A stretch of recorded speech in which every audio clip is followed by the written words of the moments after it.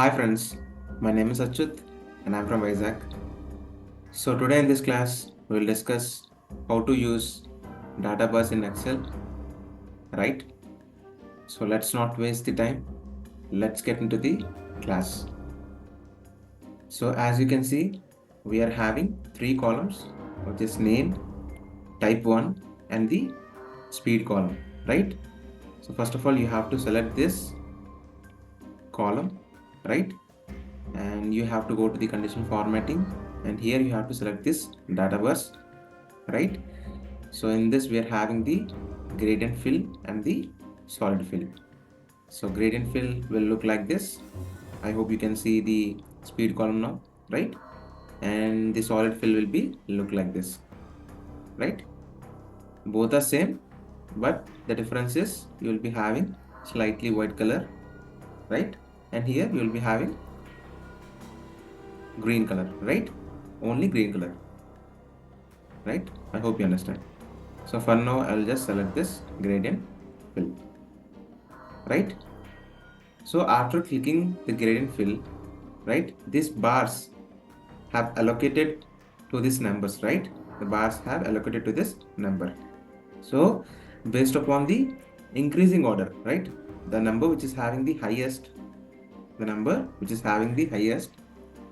that number is having the highest bar, right? So as you can see, 140 is having the highest bar. So after that 100, after that 75, after that 67.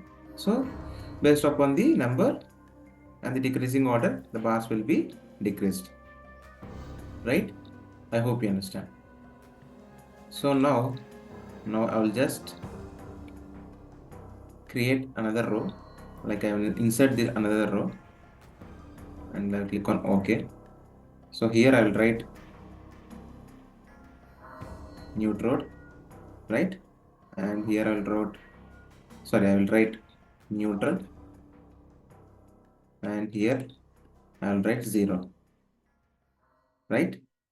So see, so whenever I write 0 here, there is no bar, right? There is no bar, right? Why? Because it is neutral, which is the least one,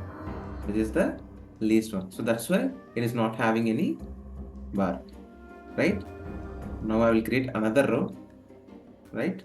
So I will go on to the insert, and I will click on enter row and click on OK. And here I will write something like neutral and negative, right? So here I will write 140, right? So here 140 minus 140 is the least, right?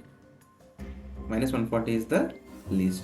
So when I click here, see the bar, the bar is divided into two halves, right? Bar is divided into two halves. So what this half is, so 0 is the middle one in between minus 140 to the plus 140, right? 0 is the middle one, right? 0 is the middle one in between the minus 140 and the plus 140. So that's why this cell is divided into two halves, right?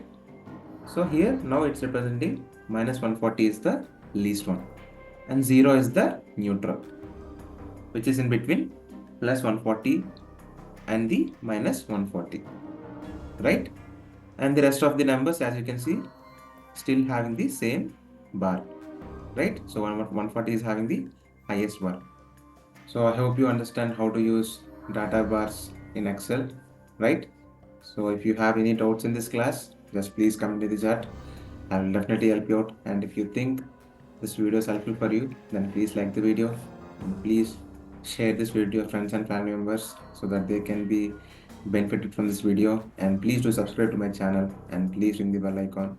Then only get the notification whenever I upload videos in the YouTube, or otherwise you'll not get the notification. Thank you friends. Jai Hind.